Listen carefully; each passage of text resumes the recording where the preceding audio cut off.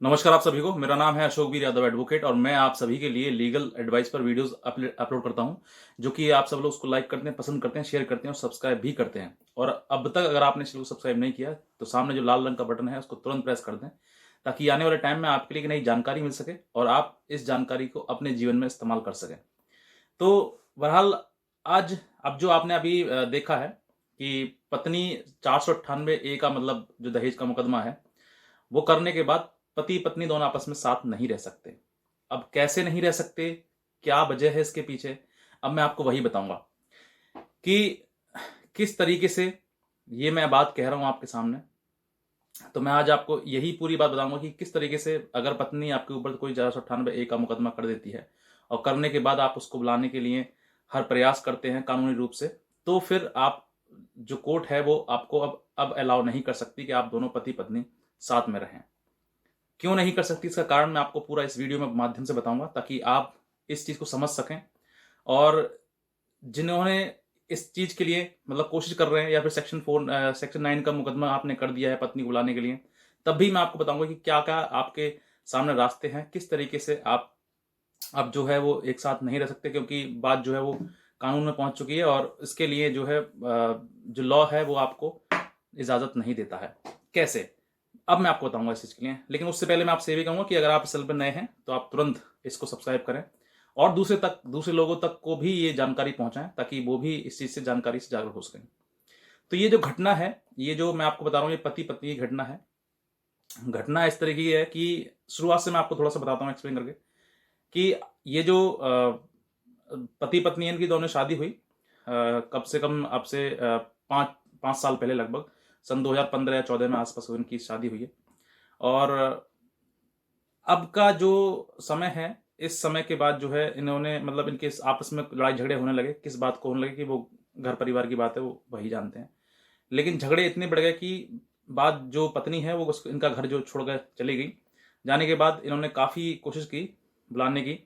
पहले फ़ोन से इन्होंने उसको बोला कि तुम आ जाओ, काफ़ी प्रयास किया, लेकिन उसके बाद भी इन्होंने मतलब इनको धमकी देनी शुरू कर दी कि तुमने मेरे साथ ये किया है, गलत किया है, मैं तुम्हें अब तुम्हें दिखाती हूँ कि मैं हूँ क्या, मैं क्या कर सकती हूँ तुम्हारे लिए, पूरे परिवार को तुम्हें जेल भिजवा दूंगी, ऐसा इसने लड़की ने कहना शुरू कर दिया। इसके बावजूद भी इन्होंने ये बात इग्नोर कर दी, सोचा कि कोई बात नहीं, गुस्से में कह दिया होगा।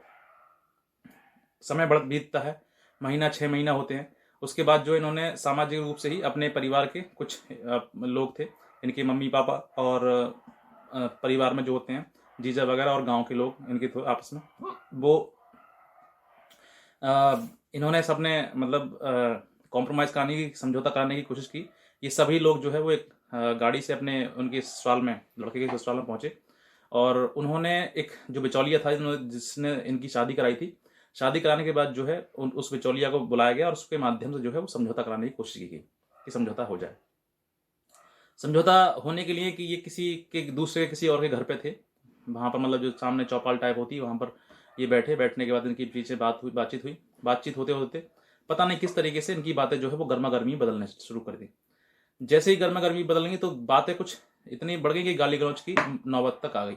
तो जैसी गाली गलौज आई तो इनका लड़की का जो भाई है, उस लड़की के भाई ने उसके पिता को, लड़के के पिता को मतलब गाली देते हुए उसने उसके सीने पर लात मारी, जिससे कि जो पिता था, बूढ़ा था बेचारा, तो वो जमीन पर जाकर गिर गया। और गिरने के बाद जो है फिर वो उनकी मारापीट स्टार्ट हो गई खूब जम के।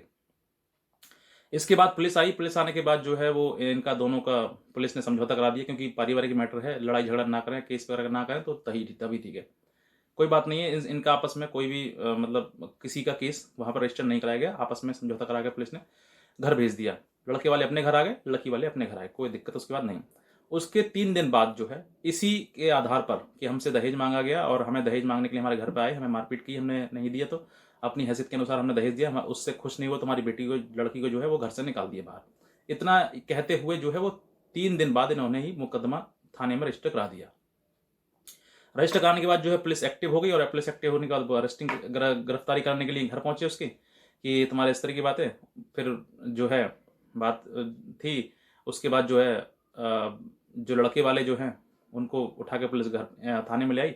वहाँ पर उनसे समझौते की बात करी गई, लेकिन समझौता वहाँ पर नहीं हो पाया, क्योंकि अब जो मुकदमा लिख गया था और वैसे ही वो मतलब मारपीट हो गई तो और गुस्से में थे, तो वहाँ पर भी समझौता नहीं हो पाया। लेकिन उन्होंने जो है थाने ने जो है थाने के जो आयु थे उन्होंने उनको मतलब थाने से भी बेल मिल जाती है, जो कि कुछ समय के लिए होती है, तो वहाँ से उनको बेल देकर उनकी CRPC 41 जो ए का जो प्रावधान है उसके तहत एक सम्मान भरवा लेते हैं, और उसके बाद उसको उसको भरवाने के बाद जो उसको छोड़ देते हैं कि अब जब कोर्ट में जब ज़रूरत पड़ेगी तब आपको बुलाया जाएगा। तो ये चीज़ें जो है वो ये करा गया, वहाँ पर सेक्शन 498 केस कर दिया। करने के बाद जो है फिर समय लगा उसमें, फाइलिंग की काफ़ी समय लगा उसमें। इसी दौरान जो लड़का था उसने अपने वकील से बात की, सर इस तरह की बातें हैं पूरी, उसने अपनी प्रॉब्लम बताई। बताने के बाद उन्होंने सजेस्ट किया कि तुम अपनी पत्नी को बुलाना चाहती हो तो सेक्शन 9 यानी कि कंजुगल राइट जो हिंदू मैरिज एक्ट के तहत आता है, यानी कि अपनी आप पति पत्नी दोनों दाम्पत्य जीवन को निभाना चाहते हैं तो उसके लिए आप सेक्शन 9 का केस कर दीजिए। लड़का ने जो है सेक्शन 9 का केस मतलब उसको बुलाने के लिए कर दिया। इधर 498 केस कर दिया। 498 के बाद जो है वो सेक्शन 9 का केस कर दिया लड़के ने बुलाने के लिए। तो 498 में प्रोसीडिंग स्टार्ट हो गई और उसमें भी प्रोसीडिंग स्टार्ट हो गई। इसको चलते चलते 5 साल बीत गए। 5 साल बीतने के बाद जो है ये जो मतलब इसमें इस दौरान, इस समय के दौरान जो है पति पत्नी में 2 बार मीडिएशन भी कराया गया। लेकिन मीडिएशन के दौरान जो है वो लड़के से पैसे की मांग की गई 10 लाख रुपए की, जिसमें कि बताया गया कि तुम जो है लड़की के नाम पर यानी कि एक FD करवा दो जिसमें कि 10 लाख रुपए की वो रकम हो, और क्योंकि आने वाले समय में मान लो तुमने आज इसको छोड़ दिया तो कल को फिर छोड़ दोगे, दिक्कत हो जाएगी, लड़की हमारी क्या खाएगी, तो इस वजह से तुम 10 लाख रुपए की FD करवा दो इसके लिए। उन्होंने मना कर दिया कि हमारे पास ना ही तो पैसे हो ना हम इतनी बड़ी FD आपके नाम से करा सकते हैं। इस वजह से जो है वो जो मीडिएशन था वो मतलब फेल हो गया, नहीं हो पाया मीडिएशन सक्सेसफुल। उसके बाद फिर मतलब कुछ समय फिर केस चला, फिर लगा, क्योंकि कोर्ट भी ये चाहता है कि आप पति पत्नी दोनों तो आपस में आज ना तो कल एक हो जाओगे, इसलिए ये बेहतर है कि आप दोनों एक दूसरे के साथ रहना मीडिएशन के आधार पर। अब यहाँ पर जो है सेकंड मीडिएशन फिर कराया कुछ महीनों बाद, और सेकंड मीडिएशन में भी मतलब वो वही बात रही कि पैसा दो इतना 10 लाख रुपए, जो कि एकदम मतलब इलीगल डिमांड थी। लेकिन फिर भी वो कह रहे थे कि आप जो है पैसा 10 लाख रुपए की अगर DD करा दोगे तो आप हम दोनों साथ में रह सकते हैं, वरना कोई वो नहीं, क्योंकि कल को तुमने फिर हमारे साथ में ऐसा गलत किया, वो कह रही थी गलत करने के लिए कि गलत किया और तुमने हमारे साथ फिर छोड़ दिया तो हम कहाँ जाएंगे, क्या खाएंगे, इससे बेहतर कम से कम कुछ हम तो खा तो लेंगे इसमें।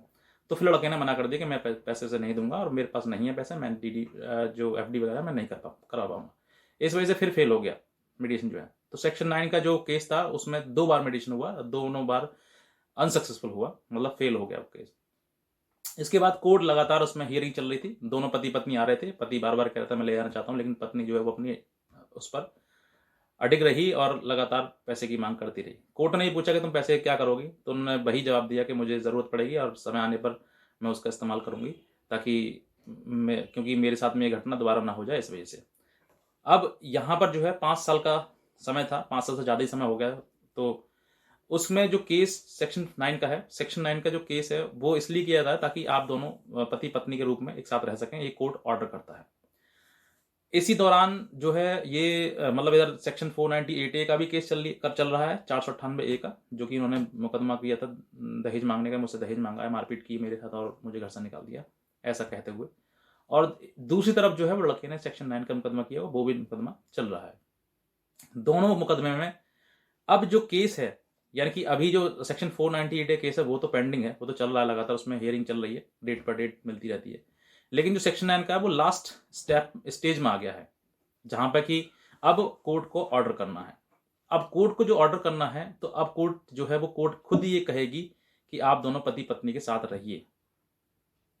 वहां पर कोर्ट ये ऑर्डर करने की मतलब करने वाली ही थी, लेकिन वहां पर अब जो है लास्ट जब ऑर्डर आया था, ऑर्डर करना था जज साहब को, यानी कि कोर्ट को, तो उसके बाद जो है कोर्ट ने कुछ सवाल पूछे, मतलब जज साहब ने उनसे सवाल पूछे कि ये आपकी पत्नी है, आप उनको पत्नी के रूप में अपना साथ रहना चाहते हो, रखना चाहते हो?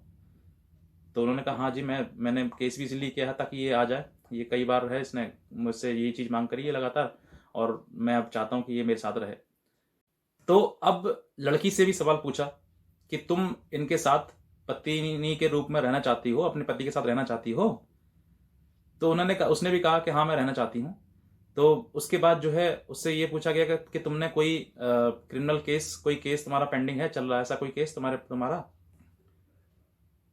तो उन्होंने कहा हाँ मेरा केस चल रहा है, मैंने 498 केस किया है, इन्होंने मुझसे दहेज वगैरह मांगा था, और उसके संबंध में मैंने केस किया हुआ है। तो उसके बाद जो जज साहब ने कहा वो आप सुनिएगा। उसके बाद ये कहा गया कि आप देखिए, पत्नी है, आप विक्टिम हैं, आपने केस किया है 498 का, तो आप विक्टिम हैं, आपके साथ गलत हुआ है, और आप पति हैं, आपने इनके साथ गलत किया है, तो आप एक्यूज्ड हैं, यानी कि आप मुलजिम हैं। तो एक मुलजिम और एक विक्टिम, यानी कि जो वादी है, वादी और मुलजिम को हम एक दूसरे के साथ रखने का आदेश कैसे पारित कर सकते हैं? उन्होंने हाई कोर्ट का हवाला देते हुए ये बात कही, और इसके बाद जो है उस केस को डिसमिस कर दिया गया। और ये जो 5 साल की जो मेहनत थी लड़के की, जिसने कि कोर्ट में जाकर किस तरीके से उसने समय 5 साल बिताया, और 5 साल के बाद लास्ट में वो बेचारा हताश होकर अपना पैसा, रुपया, समय सब कुछ लगाकर वो वापस 5 साल बाद वापस आया। किसकी गलती से? एक 498 केस जो किया है उसकी गलती से। अब ये चीजें जो हैं वो ये आप समझ सकते हैं कि कोर्ट भी अब बाउंड हो चुका है कि अगर, और बात भी यही है कि अगर आप एक्यूज हैं और एक विक्टिम है, तो विक्टिम और एक्यूज को एक साथ रहने का किस तरीके से ऑर्डर पास किया जा सकता है, ये भी चीज है। तो अगर आपने सेक्शन 9 का केस कर दिया है और पत्नी ने आपकी 498 कर दिया है, तो आप समझ जाइए कि सामने सिचुएशन क्या आने वाली है। तो मैंने आपको पहले ही इस चीज से जागरूक कर दिया है, क्योंकि आने वाले समय में, क्योंकि सबसे ज्यादा जो पति जो है वो सेक्शन 9 का केस करती हैं, पत्नी करते हैं अपनी पत्नी को बुलाने के लिए, जो कि उनको काफी लाभदायक होता है। कई जगह पर उनके लिए काम करता है, बहुत सी जगह उनको बचाता भी है। लेकिन यहाँ पर अगर आपकी मंशा है कि रहने की, साथ में रहने की है, तो आप मीडिएशन के द्वारा रहें। मीडिएशन में अगर बात आपकी समझौते में बात आती है, तो समझौता करके तो आप कहीं पर रह सकते हैं। लेकिन अगर आप भरोसे रहें कोर्ट के, तो फिर देखिए कोर्ट बहुत ज़्यादा समय लगाएगा आपका, और वो समय जो इतना कीमती है कि उस समय को आप वापस नहीं ला सकते। एक बार जो दिन निकल गया वो दिन दोबारा नहीं आएगा। जीवन डे टू डे कम ही हो रहा है। अगर आपकी उम्र 30 साल है और आपने अब शादी की है और 2-4 साल, 5 साल, 10 साल उसमें केस में निकाल दिए, तो आप समझ के देखिए कि आपके पास समय बचा ही क्या। तो मेरे जो इस वीडियो बनाने का उद्देश्य ये था कि अगर आप पति हैं, तो आप अपनी पत्नी को रखना चाहते हैं, या फिर आप पत्नी हैं और पति के साथ रहना चाहती हैं, तो आप मीडिएशन के तौर पर रहें। अपनी ऐसी शर्त कोई भी ना रखें जिस वजह से मीडिएशन फेल हो, क्योंकि आप शर्त रखोगे और वो शर्त सामने वाले नहीं मानी जाएंगी, तो फिर बात आप दोनों की नहीं बन पाएगी। तो बेहतर है कि आप ऐसा कोई भी, मतलब ऐसी कोई चीज़ ना रखें सामने, पति के सामने या फिर पति पत्नी के सामने ना रखें कि हमें ये चाहिए या फिर हमें ये करो पहले, तब हम तुम्हारे साथ में रहेंगे। तो फिर वो आपकी मांग है वो पूरी नहीं होगी, और नहीं होगी तो फिर वो समय जो है वो मेडिसिन फेल हो जाएगा। तो फिर आप, पति जो है वो उसमें एक्यूज्ड है, 498 का केस किया आपने तो, और पत्नी जो है वो विक्टिम है, यानी कि वादी है। तो कोर्ट भी अलाउ नहीं करता कि आप दोनों एक एक्यूज्ड यानी कि मुलजिम के साथ उस वादी को रखा जाए। तो आप अंदाज़ा लगा सकते हैं कि भविष्य में आपका, अगर आपने सेक्शन 9 का केस किया हुआ है, तो निर्णय क्या आ सकता है। इस चीज़ से आप जागरूक हो सकें। तो बस इतना ही कहना चाहूँगा, और आप अगर इस चैनल पर नए हैं तो तुरंत सब्सक्राइब करें और आगे लोगों तक भी ये जानकारी पहुँचाएं, ताकि और भी इस जानकारी से अवेयर हो सकें। तो बस मैं इतना कहना चाहूँगा। बाकी आज की वीडियो देखने के आप सभी का बहुत बहुत धन्यवाद।